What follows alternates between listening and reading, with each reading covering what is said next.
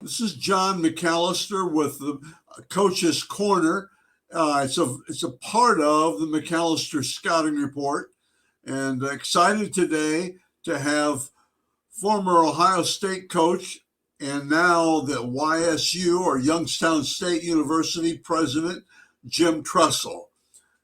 Jim Tressel, you'd have to be sleeping under a rock if you didn't know the name and associate it with Ohio State football. I'm excited. He's going to talk about all different areas of how kids can get better. I want him to promote YSU since he is the president, and I'd also like to have him talk about some other things in that regard. Excited? Sit back, and Jim Tressel will be with us in just a second. Enjoy the podcast.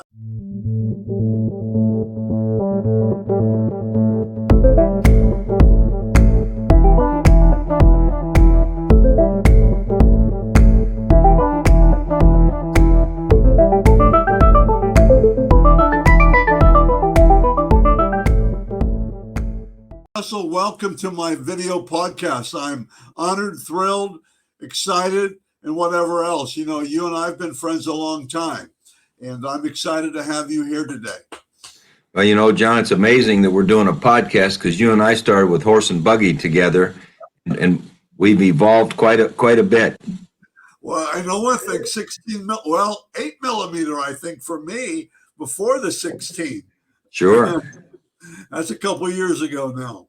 Yeah. The head coach at Ohio State, and now you're the president of YSU or Youngstown State University. Sell YSU for about 1 or 2 minutes.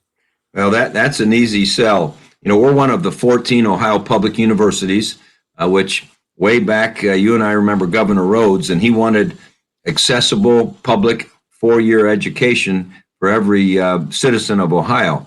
So we became a state school in 1967, and our strength has always been, even before we were a state school, we have extraordinary engineering, top 100, top 75 in the nation. Our affordability is terrific. Our honors college has grown from about 300 students to 1,200 students in the last 5 years. Our foundation that gives scholarships is the 6th largest public foundation in the state. And if you take the privates and you throw in the Cases and the Oberlins and so forth, 78 or 79 schools were the 11th largest foundation. So we give extraordinary scholarships for merit opportunities. And I think we have the right majors. Engineering, the STEM fields are very strong, computer science and those types of things. Plus we have all of the health fields, the health and human services, whether it's the nursing or physical therapy or CRNA or dietetics or dental hygiene, along with the social work and the criminal justice and anything that touches the human. We have those majors. Very, very strong business school. Our accountants and our finance folks get swooped up very quickly. Most of our students take an internship or a clinical or a college of education does the student teaching and so forth. So a lot of hands-on experience. We've just spent about $200 million on and around campus from a facility standpoint with 1,000 new apartments that, our students are spoiled. They have their own bathroom, granite countertops. They have their own washer and dryer in their unit. And so really a lot of neat things. But maybe the biggest thing that is obvious once you come onto our campus is how important Youngstown State University is to the region. And it's a difference maker to the region and great faculty that we probably have more undergraduate research because we're not a PhD driven school. We're not an R1 research school. Our mission is teaching. Our mission is undergraduate research. And, I've been in a lot of good places, but Youngstown State University for undergraduate education doesn't have to take a backseat to any of them. That's really good. That's like I know you can and I know you do. That's a great sell for YSU. I will tell you real quickly that when you were there, I think years and years ago, I would go there and I used to have to park in the parking lot and sprint and dodge cars going across the street there. Every year it's something different. I was there last year in a new soccer field, but it's just crazy athletically. And I don't go down athletically how good your facilities are. So Yeah, they really are. We built our stadium in 1982, and then we put an addition 1996, and then we've built an indoor facility with a great indoor track and football field, and all of our sports practice in it in the winter time. Our track program, arguably, may be the best one in the state. We're always in the top 2 in cross country ourselves. Akron has always been a good cross country. Ohio State. The outdoor track, our men's is right up there with Ohio State, is one of the top 2. Our women are very, very solid. So our track program, with the new indoor facility and the new outdoor track, just added women's lacrosse. We have both men's and women's swimming, which a lot of places don't have the men's swimming. Our softball stadium is extraordinary. The regional high school championships are at our softball stadium, and we just won the conference in softball. And we just built a new indoor tennis center where our men's and women's tennis teams participate. And so you're right, our athletic facility, we have the second largest athletic department in the state. Some people don't realize that. 545 student athletes, 21 sports. The only one larger is Ohio State, and it's a big part of our campus. Good.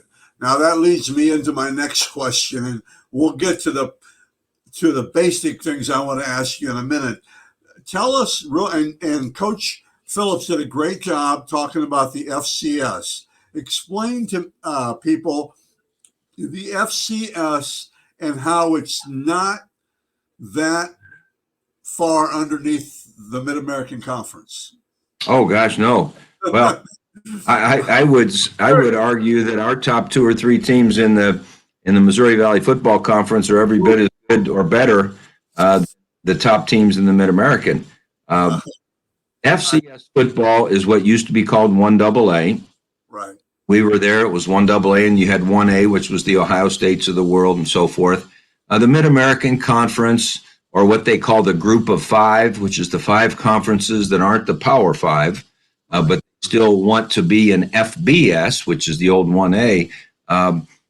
Arguably, the best teams in FCS would have every opportunity to win any of the Group of 5 conferences.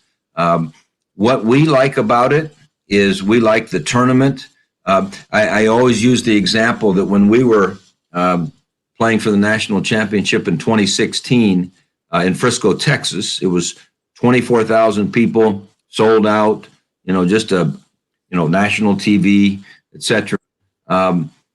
Recently, the Mid-American has gone, Kent State in particular. I was teasing the Kent State president, good friend of mine. I said, when you were in Frisco to play in the Frisco Bowl, how was your crowd? He said, oh, it was 1,000 if we were lucky, and it was freezing and there was no one there. I said, yeah, we were there when it was 25 degrees, which is unusual for Dallas, Texas, but there were 24,000 people there. And so the excitement of being the best of a division, in my opinion, is much better than being the least in another division. And right. And not to mention just the amount of expense between FBS and FCS is significant. And in this day and age of challenging resources for everyone, we think it's the place to be. That's great. Not every Division I school wants to play North Dakota State, I don't think. No, I think it's been 10 years in a row, John, where the national championship game has had a Missouri Valley Football Conference team. Many of them North Dakota State, but we were in it in 2016. South Dakota State was in it last year. So our league, is clearly the finest in FCS football. I think so.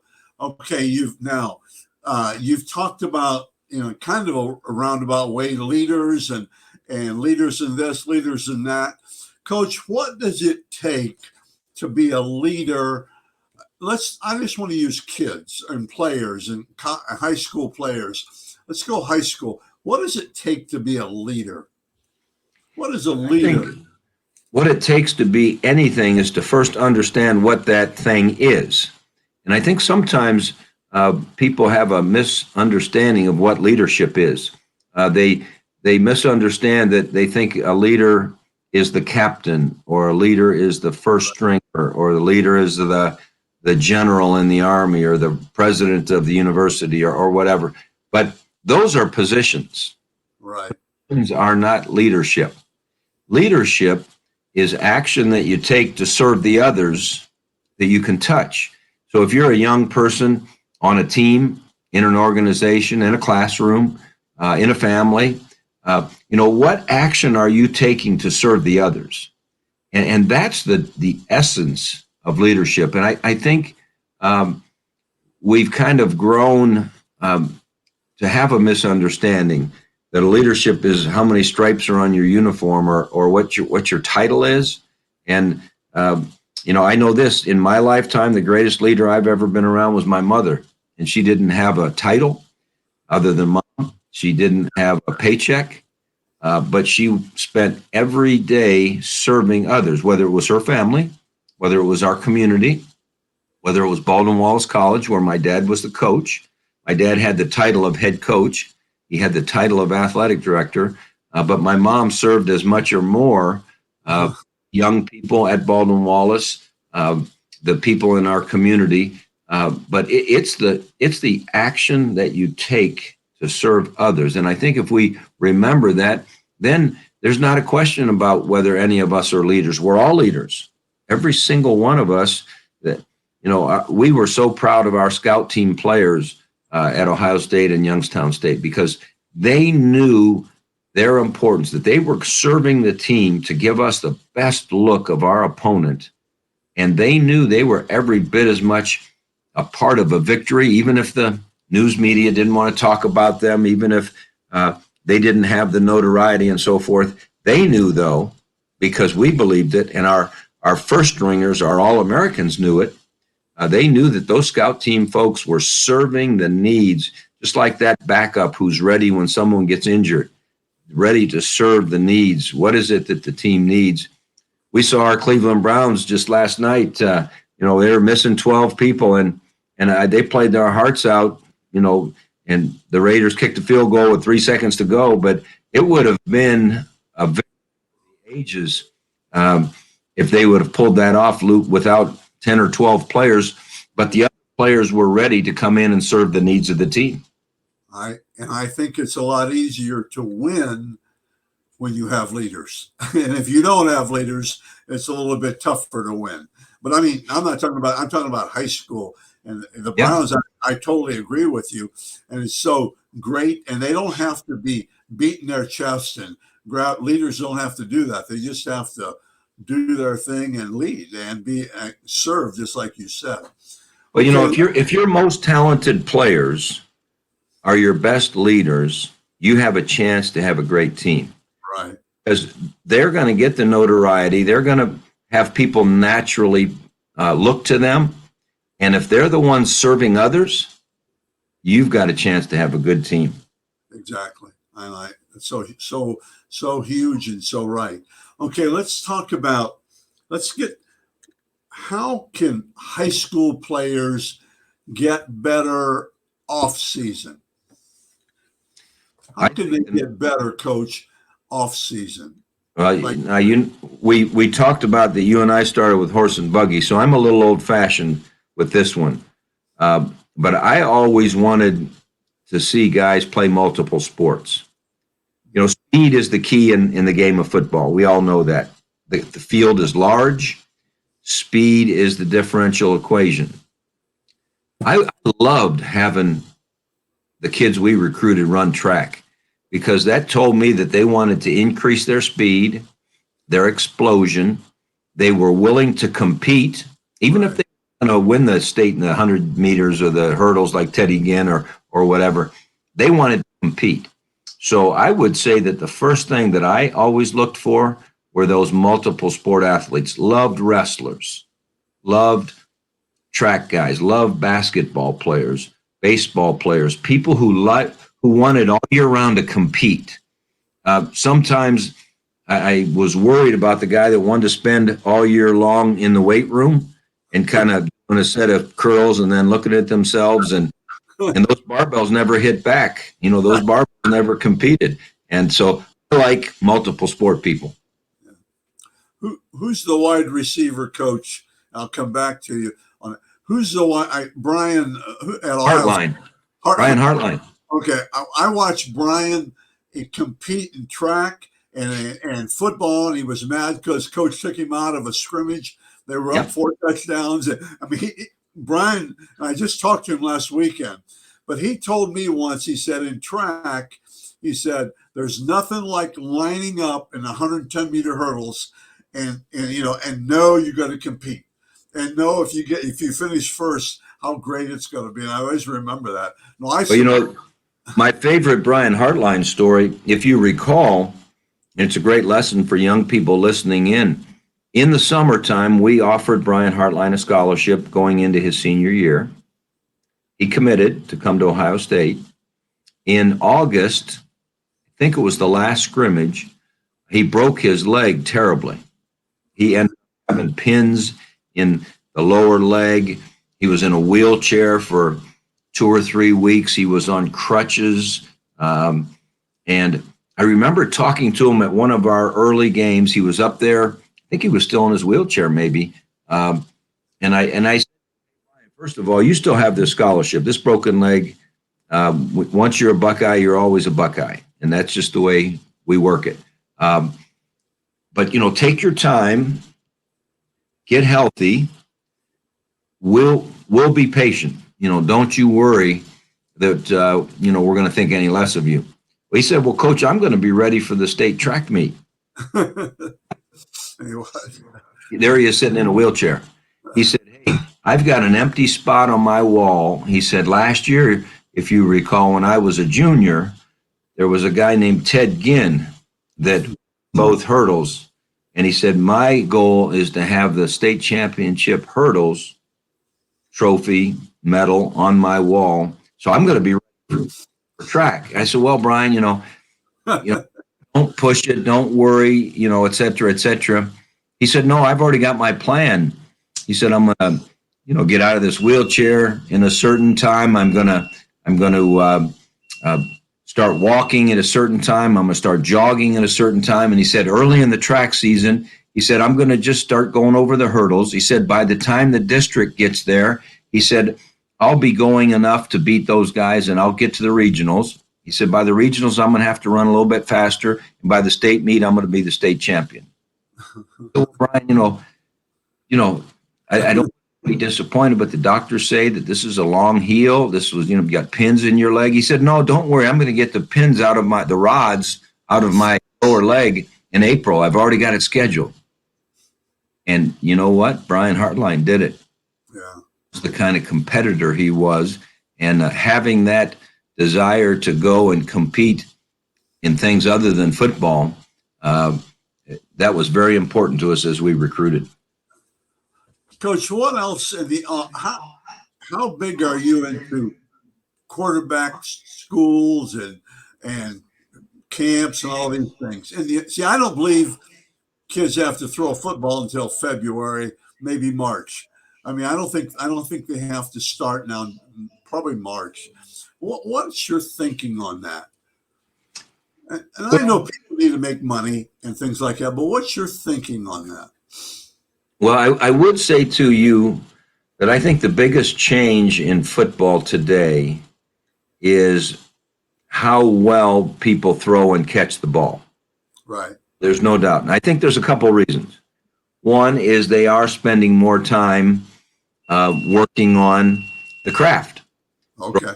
Catching and 7-on-7 and all that. I think another reason, quite honestly, is the technology of the gloves. Right.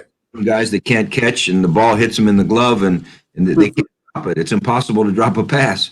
I worry a little bit that people can overdo it.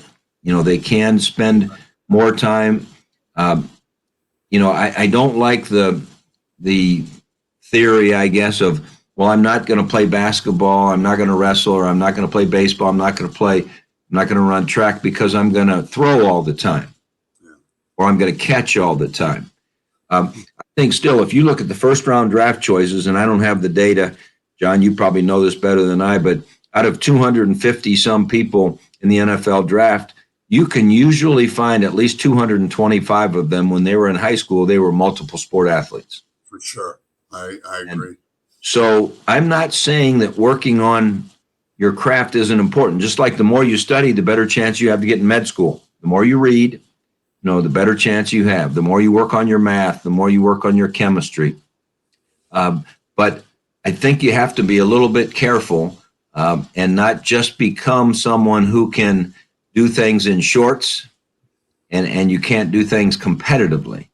And, that's it's an interesting evolution we're going through. But I would not discount the fact that the game of football, especially in high school and college, now in the pros, it's not like it is in high school. And, it's a physical, people aren't be, throwing it 48 times a game, or if they do, they're going to lose. But high school and college right now, the coaches seem, to be wanting to throw it more and catch it more. And I noticed in the Division IV championship, because I was especially interested in that because Dan Reardon had coached for us back at YSU, and he was coaching Ursuline High School against Clinton Massey, and the score was 28-7 at the half, and Ursuline was throwing it all over the place, which is what they did the entire season. They were winning games 55-52 and 39-47, and so it was 28-7 at the half, or maybe it was 21-7 at the half. And then Ursuline was scored right away. It was 28-7. But Clinton Massey, who I think had thrown it 40 times all year, wore them down and ended up winning the game 29-28. So I don't think there's one single way you can do this game. I don't in the other divisions, whether it was the teams that could play defense ended up winning it, or the teams that could run the ball. But I know at the highest levels, in the college football playoffs, you're going to have to be able to run the football, to win those. Whether it's Cincinnati, Alabama, Michigan, or you're going to have to be able to run the ball and stop the run. Yes, you're going to have to throw it, but that's not all there is to the game of football. For sure, I agree. Okay, let's go in season. Any suggestions in season? In season? Yes, for how kids can get better. The thing that we used to have the hardest time with our guys is to make sure they get enough rest. Right. And sometimes that's overlooked. I think people are becoming more sophisticated with their diets. I think they're becoming more sophisticated with their film study, practice, throwing and catching, defending, use of their hands, all those things. But sometimes I worry that a simple one like rest is overlooked. So one thing I would say, whether you're a student out there that's interested in becoming an extraordinary student and getting to law school or med school or whatever, you can't just study. You have to rest.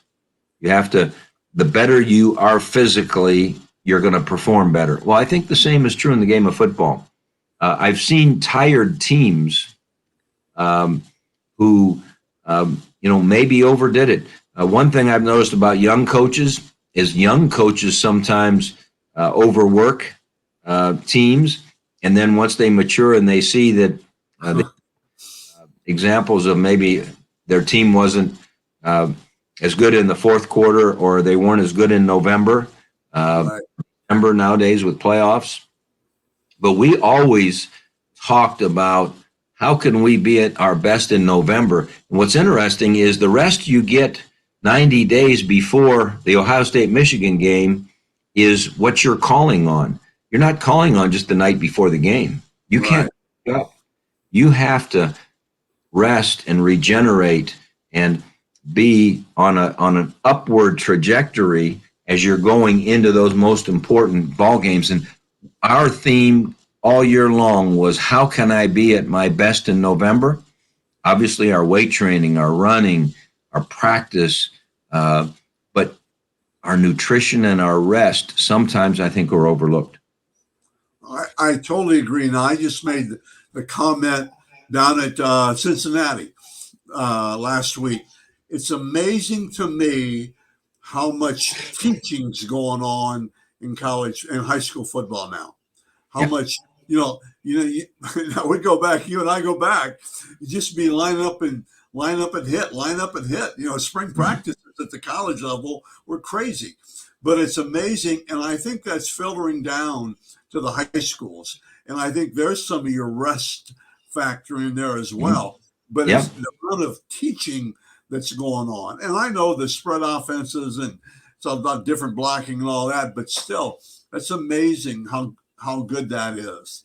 Well, I think technology, John, I think technology's had a lot to do with that. When we were in high school, we had one copy of the film. Yeah. Not going to be able to cut it up and make teaching films. Weren't going to be able to get film from other places to create teaching films.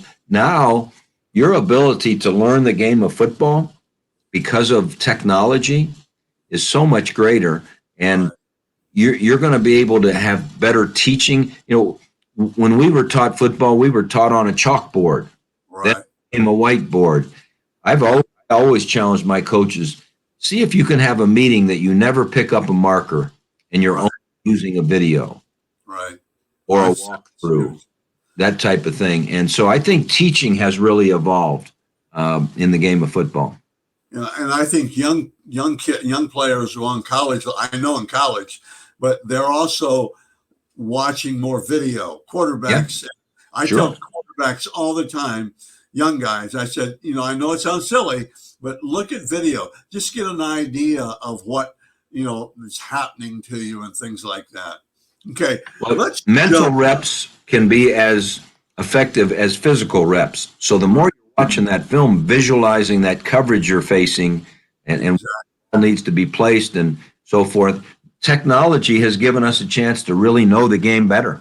Right. And I think kids, wide receivers coming out of high school, I'm a different kind of, I think differently than a lot of guys, but they say, man, you got to be able to go 4.5, 4.4 and things like that. Well, I tell guys, those defensive backs can go 4.4, 4.5. I think the better thing is you got to use your eyes and see what's ahead of you. If what they drop into, you've got to be able to change while you're running almost and things like that. So I think it takes more smarts than people give kids credit for anymore. You got to really understand the game, I think. Well, I always liked the guys that were 4.4 and smart. That was the best deal. Whether it was Brian Hartline or Santonio Holmes or Teddy or Gonzo or Robisky, Michael Jenkins, those guys were fast and smart. Yeah, and smart and tough. And tough. What? Okay, we're going to, I can't go on. This goes so fast. I have so many, but we're going to skip some stuff. Tell me what, totally different now. What advice do you give to young coaches? Okay, they sit in Coach Tressel's classroom on football. What advice are you going to give to young coaches or guys that call you? What would you tell them in today's Now, the world? number one thing I always tell young coaches is it's not where you coach, it's with whom. Right. You are with. That's good. Shape your career more than the name of the place that you're coaching. The second thing I would say to you is there's so much information out there about the game of football that there's no reason why you can't outstudy others, because the person that gets the highest grade in the class probably studied harder, right? Well, there's so much information out there in the game of football that you can go out and you can study like crazy. Now, probably the third thing I would say is you have to be careful that you're not trying to get your players to do everything you've learned, because there's not enough hours in the day. If you're a high school coach, many times your players are playing offense and defense. You only have so many reps. And so you really have to be a little careful, I think, to not over prescribe what you're doing. Coaching is both a science. We use data all the time. We use technology. We use film, all those things. But there's an art to coaching, and the art is as important as the science. And Right. young coaches, need to know that. That's really good. Anything else with young coaches that have anything else you would tell Yeah, them? it's like any other profession. It's not magical, and it's not going to happen overnight. Right. Every game that's played, half the coaches lose. Right? Yeah. Every game that's played. Yeah. Every Friday night, half the coaches lose. And it's not going to be a meteoric rise Right. to where you think you're dreaming of being. It's going to be a hard, learn from your mistakes, learn from your losses, learn from your victories, constantly grow. And sometimes in this microwave, this is the microwave, moment in our, I guess, continuum of civilization. We expect things to get warm quickly, to get heated up quickly. You and I grew up, we had to rub two sticks together and light a fire, and then we might heat it up. Well, then we got a stove. Now we have a microwave. So everyone thinks that everything is microwaved. Yeah. And, some things you have to rub two sticks together and see if you can get a fire going, and then see if it'll heat up after that. Yeah. And sometimes you don't. Sometimes you don't get a fire going. So No, that's right. Sometimes those sticks don't work. okay, my last I want to finish up here. I have two questions. The last one, you've probably transfer portal first. Tell me a little bit about to me it's negative, but the transfer portal, how is that going to affect this year's seniors and next year's seniors, do you think? Well, I think if you put the combination of COVID Right. and transfer portal, it's made coming out of high school and the number of opportunities squeezed a little bit. Yeah. Because the NCAA gave that COVID year. And so there's a whole bunch of people playing an extra year of football. So that's a spot.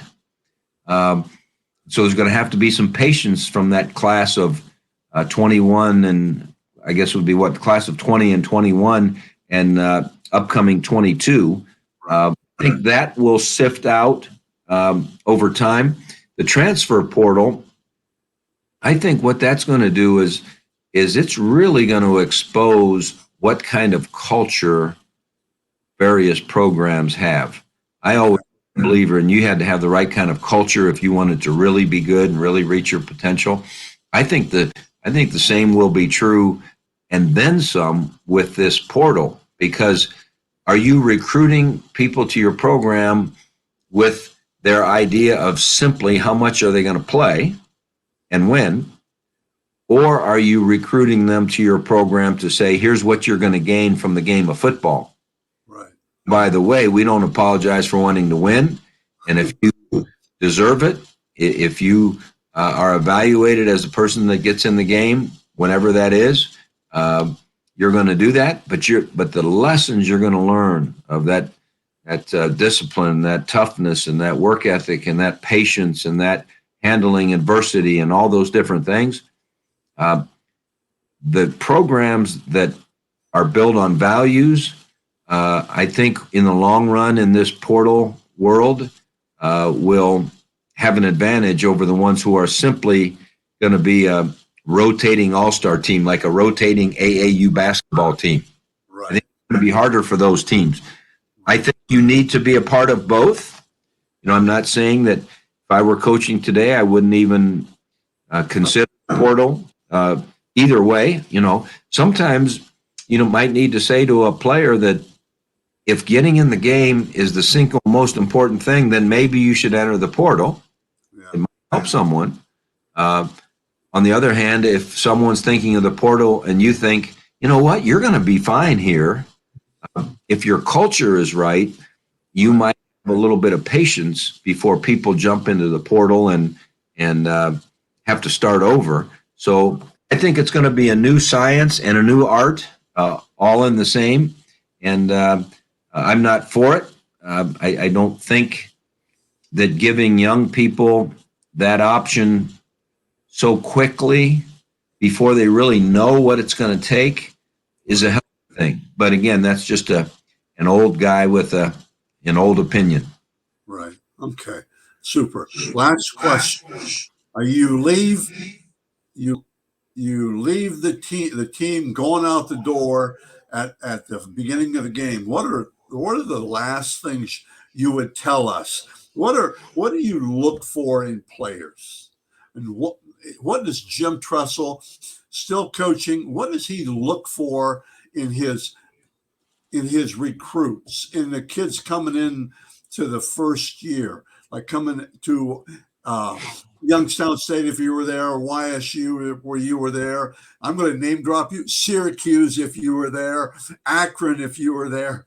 What are like four things that you expect or look at in new recruits?